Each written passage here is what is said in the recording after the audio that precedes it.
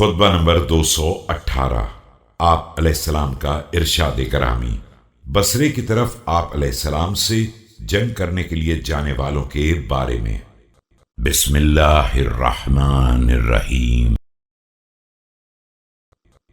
فقدموا على عمالي وخزان بيت مال المسلمين الذي في يدي وعلى أهل مصر كلهم في طاعتي وعلى بيعتي وشتتوا كلمتهم۔ یہ لوگ میرے عاملوں، میرے زیر دست بیت المال کے خزانہ داروں اور تمام اہل شہر جو میری اطاعت و بیعت میں تھے سب کی طرف وارد ہوئے، ان کے کلمات میں افتراق پیدا کیا، وأفسدوا علي جماعتهم ووثبوا على شيعتي فقتلوا طائفة منهم غدرا وطائفة عضوا على أسيافهم فضاربوا بها حتى لقوا الله الصادقين۔